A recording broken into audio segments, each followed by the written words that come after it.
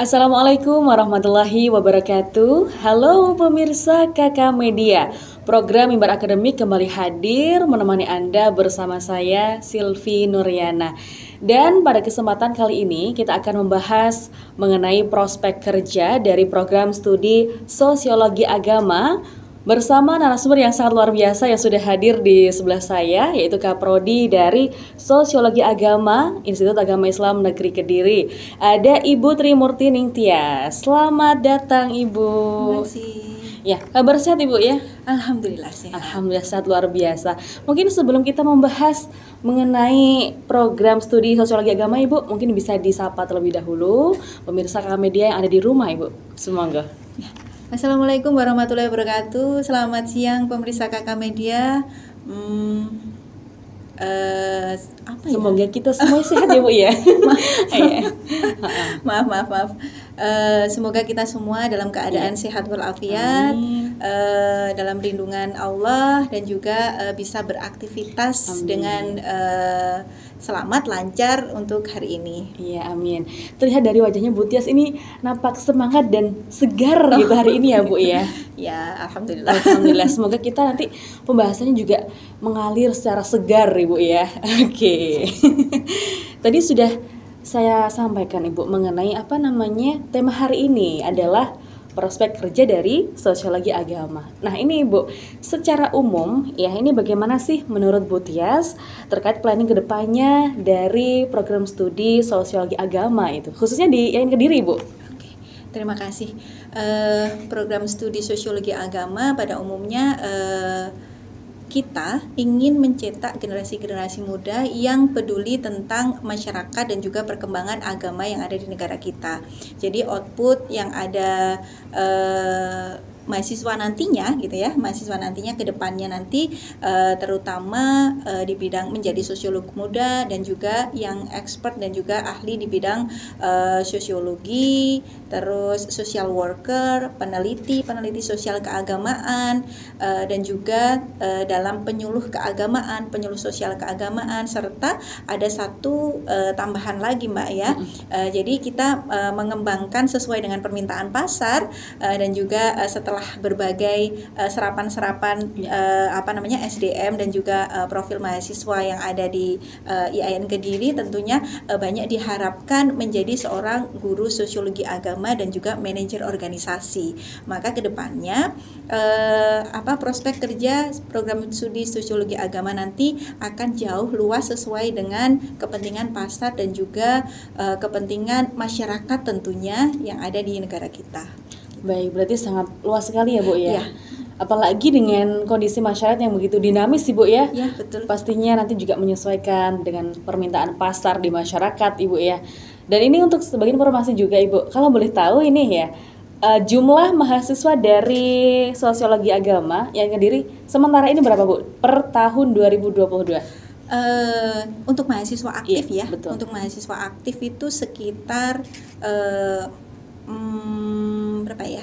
400 atau 500 gitu. Nah itu juga masing-masingnya tiap tahun kita menerima sekitar 100 mahasiswa atau 3 kelas. Okay. 3 kelas. Jadi 3 sampai 4 kelas. Pernah dulu itu sampai 4 kelas. Jadi akhirnya karena untuk memaksimalkan kita tetap menerima 3 kelas per tahunnya. Jadi ya alhamdulillah cukup banyak dan konsisten selama ini untuk penerimaannya gitu. Baik, sangat luar biasa. Jadi ini merupakan PR juga bagi program studi untuk menghasilkan jebolan-jebolan SA atau Sosiologi Agama yang sangat luar biasa Ibu ya. Baik, sangat luar biasa sekali pemirsa pembahasan kita pada hari ini. Nanti akan kita lanjutkan di segmen berikutnya. Jadi jangan kemana-mana, tetap di program Mimbar Akademik. Baik pemirsa, masih di program Mimbar Akademik bersama saya Silvi Nuryana. Dan tentunya dengan narasumber yang sangat luar biasa dan cantik hari ini, Bu Tias ya. Oke, Bu Tias, tadi kita sudah membahas ya mengenai secara umum prospek dari Sosiologi Agama. Nah ini kita agak mengerucut sedikit ya Ibu ya. Bagaimana sih pandangan Bu Tias mengenai dunia kerja khususnya di Prodi Sosiologi Agama di masa depan seperti itu Ibu? Perkembangan lingkungan kan dinamis ya Mbak ya. apalagi kondisi setelah kita merasakan pandemi gitu ya, dinamikanya itu perkembangannya pesat ya. Jadi ya kalau yang kemarin itu tidak banyak yang bicara online gitu ya, sekarang banyak bicara online. Nah makanya sosiologi agama juga menawarkan hal-hal yang kiranya nanti mahasiswa kami memang diterima pada kondisi-kondisi yang ketidakpastian lingkungan itu tadi. Makanya kita juga mengajarkan dan memberi pembekalan mahasiswa kita pada seluruh aspek bidang tentang manajemen organisasi, tentang pemberdayaan. Jadi apalagi banyak mata kuliah di sosiologi agama itu yang berbicara tentang pemberdayaan masyarakat. Jadi bagaimana mahasiswa kita itu memang kompetensi utamanya itu adalah social worker, Pak. Social worker itu pekerja sosial di mana kita nanti sebagai seorang sosiolog itu punya kewajiban baik secara moral maupun material untuk membantu masyarakat berdaya dan juga berdiri secara mandiri. Gitu. Makanya banyak mata kuliah kita praktiknya adalah tentang pemberdayaan. Selain itu juga membekali mahasiswa di bidang keorganisasian, karena bagaimanapun juga kita butuh networking gitu. Untuk sekarang ini perkembangan di masyarakat. Jadi saya rasa kompetensi-kompetensi itu akan kalian dapatkan di sosiologi agama. Betul banget ya Ibu ya. Dan tentunya dunia kerja yang dulu dengan yang sekarang tentunya beda ya Bu ya. Kalau menurut penjenengan itu seperti apa Bu? Antara dunia kerja yang dulu sama dunia kerja yang sekarang gitu. Kalau dulu itu kan basicnya tidak banyak bicara tentang IT ya. Tidak banyak bicara tentang IT. Nah sekarang mau nggak mau mahasiswa kita itu harus dituntut IT, apalagi generasi untuk yang sekarang gitu kan, apapun disebut nama generasinya, generasi strawberry, generasi apa gitu ya. Saya rasa mahasiswa itu pintar-pintar, generasi sekarang itu pintar-pintar dan cepat menyerap pengembangan ilmu pengetahuan yang baru, apalagi di bidang teknologi informasi. Maka dari itu sosiologi agama juga memberikan pembekalan tentang soft skill kemampuan mahasiswa tentang teknologi informasi, karena saya rasa seluruh sektor industri itu pasti butuh tentang itu untuk sekarang ini.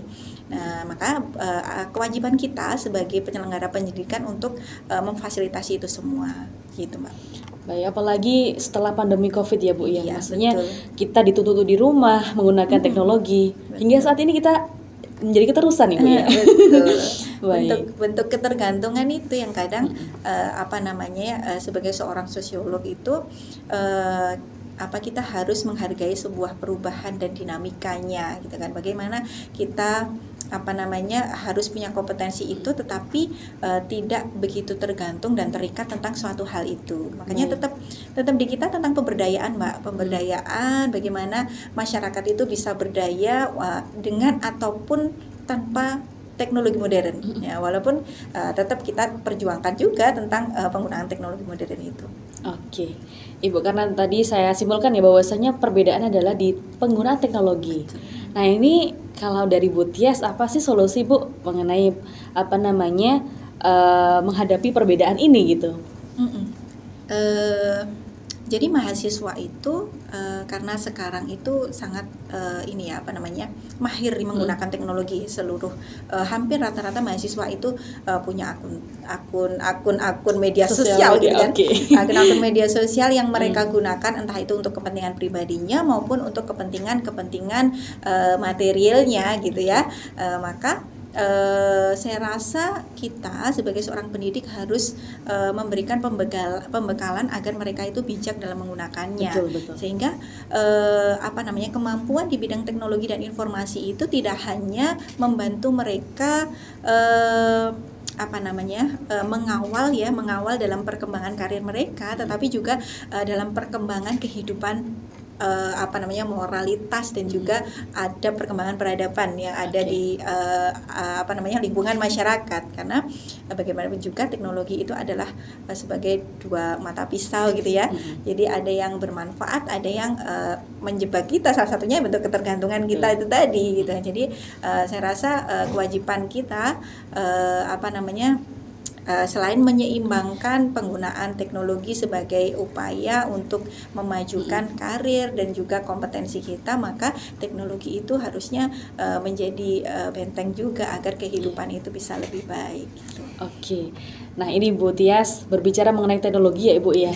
Kira-kira boleh disampaikan mengenai fasilitas yang ada di program studi SA ini yang mendukung potensi teman-teman yang ada di program studi ini, Bu? Ya. Di SA ada laboratorium sosiologi agama, gitu ya. Itu yang pertama, kita jelaskan dulu. Laboratorium sosiologi agama itu berdiri belum lama, ya. Kita masih muda, sekitar 2000, kita punya ruangan sendiri itu 2018 ya. 2018 kita mulai mengembangkan di situ kegiatan-kegiatannya, pelatihan hard skill maupun soft skill. Salah satunya adalah kemarin ada pelatihan tentang teknik fotografi dan lain sebagainya. Ada diskusi akademik, ada diskusi dosen juga ada di situ. Banyak baik itu di bidang akademik maupun yang lainnya sebagai tambahan kompetensi mahasiswa. Nah, selain itu di laboratorium sosiologi agama kita juga sudah mulai mengadakan ada yang namanya di bawah prodi juga, bekerjasama dengan prodi juga, laboratorium desa. Ya, jadi kita punya laboratorium desa untuk ruang praktik mahasiswa, bagaimana mahasiswa itu nanti memberdayakan masyarakat. Selain kita di hampir di banyak mata kuliah terapan di sosiologi agama itu semuanya bentuknya adalah praktik, riset dan pemberdayaan. Tetapi untuk memfasilitasi itu semua kita harus membuat mahasiswa itu konkret praktiknya. Caranya gimana? Kita ada fasilitas laboratorium desa. Di sana mahasiswa bisa praktik bagaimana cara memberdayakan ekonomi melalui apa gitu ya. Misalkan peningkatan UMKM. UMKM itu dengan apa? Desa itu bisa dikembangkan dengan apa? Nah, salah satu yang kita kembangkan di sini adalah di Desa Tarokan. Desa Tarokan itu adalah laboratorium desa sosiologi agama. Gitu. Jadi kita mulai memberdayakan di sana di bidang pendidikan. Next, apabila itu nanti sudah tumbuh besar, kita mulai di bidang yang lainnya. Jadi memang mahasiswa kita fokus di bidang pemberdayaan dan juga manajerial networking organisasi. Begitupun juga dengan kerjasama di bidang lain. Oke, berarti sudah menyatu dengan masyarakat ya Ibu ya, untuk laboratorium sendiri gitu. Iya, betul. Nah, ini untuk hasilnya sendiri Bu. Kalau di KPI kan mungkin hasilnya adalah seperti konten-konten, penyiaran gitu ya. Kalau di sosiologi ini contoh konkretnya seperti apa Bu? Mungkin nanti kegiatan apa gitu yang berbau atau bernafaskan dengan prodi SA ini gitu. Banyak hal ya Mbak ya. Salah satunya misalkan pemberdayaan di bidang ekonomi gitu kan. Pemberdayaan untuk ibu-ibu rumah tangga yang sebelumnya nganggur gitu ya. Ada beberapa daerah yang sudah dipraktikkan oleh mahasiswa di beberapa desa maksud saya. Misalkan untuk memberdayakan kain limbah dari konveksi gitu kan, kain limbah konveksi untuk peningkatan ekonomi masyarakat desa. Terus untuk wilayah kajian pengembangan pariwisata juga kita lakukan. Misalkan kalau sebelumnya pariwisatanya belum ada bagian-bagian misalkan fasilitas tentang konsepnya, tentu itunya juga akan bisa dikembangkan dengan baik, tawaran-tawarannya, konsepnya untuk wisata-wisata religi dan lain sebagainya, dan itu sudah kita laksanakan. Nah, bentuk produknya macam-macam Mbak gitu ya. Misalkan itu tadi ya ada pemanfaatan limbah hasil kain konveksi kain gitu ya. Iya, kain perca konveksi itu digunakan mahasiswa, dilatih ibu-ibunya, terus digunakan ada dari untuk jadi kaset gitu ya, kaset ada untuk celemek gitu ya. Nah itu bisa dijual secara bebas melalui baik itu offline maupun online. Dan alhamdulillah selama ini yang diberdayakan itu ya masih berjalan gitu kan, masih berjalan sampai sejauh ini, dan banyak dari berbagai sektor, banyak hal gitu. Oke, berarti tentang peningkatan sumber daya masyarakat itu gitu Betul. ya. Oke, luar biasa sekali. Nah, ini boleh disampaikan juga Bu Tias, ketika apa namanya mahasiswa mau magang, ini kira-kira magangnya di mana aja sih kalau SA ini Bu ya? Oke. Ya, karena kita itu profil utamanya lulusannya yang pertama adalah social worker, Iya. yang kedua adalah penyuluh keagamaan, yang ketiga adalah guru sosiologi, yang keempat adalah asisten peneliti, yang kelima adalah manajer organisasi. Kita bahas yang pertama dulu ya, social worker. Social worker itu magang-magangnya yang bekerja sama dengan kami itu pertama dinas sosial. Dinas sosial. Kenapa dinas sosial? Itu di sektor pemerintah ya. Dinas sosial. Jadi fokusnya adalah pekerja sosial. Pekerja sosial itu salah satunya adalah bidang pemberdayaan dan lain sebagainya, dan juga melayani masyarakat bagaimana kondisi sosial masyarakat itu bisa tumbuh dengan baik. Terus di LSM juga dalam ruang lingkup social worker, NGO ya, dalam ruang lingkup social worker. Terus organisasi masyarakat, baik itu ormas umum maupun ormas Islam gitu. Jadi itu adalah bagian dari pekerja sosial. Terus yang kedua adalah penyuluh keagamaan. Biasanya kita SA tempatkan anak-anak di KUA, ya, di bagian penyuluh perkawinan, penyuluh keagamaan. Nah, itu yang memang minatnya tentang dakwah dan penyuluhan gitu. Dan juga di lembaga-lembaga penyuluhan yang lainnya. Terus penyuluh pertanian itu juga kita juga, ya. Jadi pendampingan, wujudnya adalah pendampingan bahwa bagaimana sih memberdayakan petani dengan baik. Kalau petani nggak ngerti harusnya seperti apa. Terus yang ketiga adalah guru sosiologi. Kalau guru kan pastinya di sekolah-sekolah, dan banyak yang sudah sekolahan sudah bermitra dengan kami. Terus selanjutnya asisten peneliti. Nah, asisten peneliti ini memang baru ini ya. Jadi memang output dari prodi sosiologi agama adalah salah satunya sebagai asisten peneliti sosial keagamaan. Kita sudah bekerja sama dengan Bapeda Kota Kediri, Bapeda Kota Kediri. Jadi teman-teman nanti bisa magang di sana untuk semakin mengasah potensi riset yang ada di sana, karena di sana adalah pusat riset yang ada di Kota Kediri. Gitu. Terus selanjutnya adalah manajer organisasi. Manajer organisasi ini fokusnya adalah di bidang sektor privat. Jadi teman-teman dibekali bagaimana memimpin mengelola perusahaan. Jadi magangnya pasti di perusahaan sektor privat.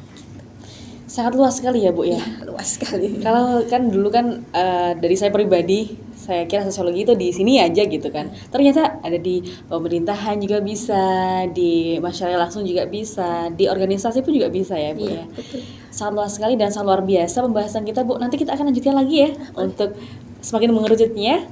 Baik, dan pemirsa, kita akan lanjutkan lagi. Jangan kemana-mana, tetap di sini di program Mimbar Akademik. Pemirsa, masih bersama Sylvia tentunya di program Mimbar Akademik bersama Ibu Tias, Kaprodi Sosiologi Agama IAIN Kediri. Ibu, tadi kita sudah bahas mengenai magang ya, magang dari mahasiswa ditempatkan di mana saja. Salah satunya bisa di dinas sosial untuk kepemerintahan, kemudian ada juga di organisasi kemasyarakatan gitu ya Bu ya, dan masih banyak lagi. Nah, ini kira-kira Bu ya, untuk magang sendiri ini biasanya di SA dilakukan berapa kali Bu ya? Sebenarnya kalau mata kuliahnya itu kan bukan langsung magang 1, magang 2, nggak seperti itu ya. Tetapi ada bentuk praktik ya. Yang pertama itu adalah praktik perencanaan sosial keagamaan. Itu fokusnya adalah bagaimana mahasiswa itu bisa belajar untuk pemberdayaan itu tadi ya, pemberdayaan, menganalisa masalah-masalah sosial yang ada di masyarakat dan merencanakan sesuatu solusi untuk memecahkan masalah tersebut. Nah, salah satunya dalam bentuk pemberdayaan itu. Nah, yang kedua adalah praktik kerja.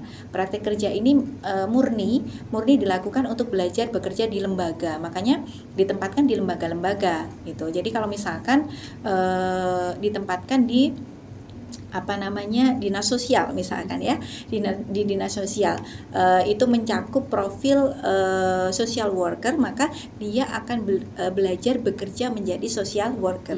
Nah kalau misalkan kita belajar bekerja kan pasti mengikuti SOP yang ada di lembaga tersebut. Nah mahasiswa diajari nih kalau misalkan nanti kalau kalian bekerja harus patuh sama aturan loh, masuk jam sekian, pulang jam sekian dan lain sebagainya gitu. Nah itu maksud kami gitu ya, maksud kita kenapa sih harus ada praktik kerja seperti itu, karena masing-masing dari lembaga itu punya aturan yang berbeda yang harus kita taati gitu, dan mahasiswa harus belajar patuh untuk itu. Berarti pengenalan budaya kerja juga penting banget Ibu ya. Ya. Oke, dan berbicara mengenai penjurusan di SA Ibu, kira-kira kan kalau di komunikasi penyiaran Islam kan ada nanti untuk di PR, di jurnalis gitu. Kalau di SA sendiri apakah ada juga Ibu ya? Ya, iya, itu tadi sesuai dengan profil lulusan. Profil lulusan kalau kita tadi kan ada profil utamanya social worker, ya berarti ada seluruh kompetensi utama yang dimiliki oleh mahasiswa sosiologi agama harus punya kompetensi social worker. Nah, terus ada 3 kompetensi tambahan gitu. Yang pertama adalah itu tadi ya, penyuluh sosial keagamaan, terus guru sosiologi, asisten peneliti, ada 4 berarti ya. Yang satunya adalah manajer organisasi. Maka rumpun keilmuannya, rumpun pilihannya itu ada 3 ya, ada 3. Yang pertama adalah itu tadi guru. Jadi dibekali tentang mata kuliah di bidang pendidikan dan pengajaran, misalkan pedagogiknya, terus bagaimana cara membuat bahan ajar dan lain sebagainya. Begitupun juga dengan kompetensi penyuluh keagamaan, yaitu dakwah ya, dakwah. Jadi ada mata kuliah yang memang menjadi rumpun pilihan dakwah ya. Terus yang terakhir adalah manajer organisasi. Nah ini rumpun pilihan manajer organisasi. Jadi rumpun pilihannya kategorinya ada 3 itu. Oke, baik Ibu. Sangat luar biasa sekali. Dan ini Bu, ketika kita diposisikan menjadi seorang mahasiswa ya, bagaimana sih caranya Ibu untuk mengetahui potensi dari mahasiswa itu sendiri agar nanti ketika lulus dari SA ini menjadi orang gitu, maksudnya dalam tanda kutip menjadi seseorang yang diinginkan gitu. Bagaimana caranya? Apakah ada pelatihan khusus atau pendampingan khusus dari program studi Ibu gitu? Jadi sebenarnya dalam pemilihan rumpun itu tadi ya, pemilihan rumpun tadi kita melakukan asesmen ya, sebelum pemilihan kita melakukan asesmen. Asesmen itu pasti harus mengisi form dan lain sebagainya, dan kita memberikan pandangan ya, memberikan pandangan dan juga menyiapkan ruang konsultasi akademik yang disediakan oleh sosiologi agama, oleh prodi. Jadi kita membuka secara luas untuk teman-teman mahasiswa itu konsultasi kepada prodi tentang bagaimana proses akademiknya, bagaimana kendalanya, apakah kalau kita nanti mengambil A gitu misalkan, nanti saya gimana ya Bu, apa yang harus saya lakukan, seperti apa. Nanti kita membuka ruang-ruang untuk itu, konsultasi untuk itu. Nah itu mungkin yang pertama yang bisa kita lakukan. Yang kedua, kita melakukan evaluasi evaluasi periodik gitu ya. Evaluasi periodik ini kita lakukan, salah satu tujuannya adalah untuk mengevaluasi bagaimana capaian lulusan kita. Nah, capaian lulusan kita. Jadi berapa semester ini atau tahun ini kita sudah meluluskan berapa gitu kan. Kalau yang belum lulus kendalanya itu apa gitu kan. Misalkan kan banyak ya kendalanya, kalau misalkan kita skripsi itu kendalanya banyak sekali gitu ya. Baik dari individu maupun dari faktor eksternal yang lainnya. Nah, selain itu juga, selain kita mendampingi secara akademik tentunya ya, kita juga memfasilitasi bentuk pelatihan-pelatihan yang lainnya, pelatihan soft skill juga. Misalkan baik itu soft skill maupun yang mendukung akademik ya. Misalkan kita memfasilitasi teman-teman mahasiswa untuk mengikuti kompetisi secara baik itu akademik maupun non akademik.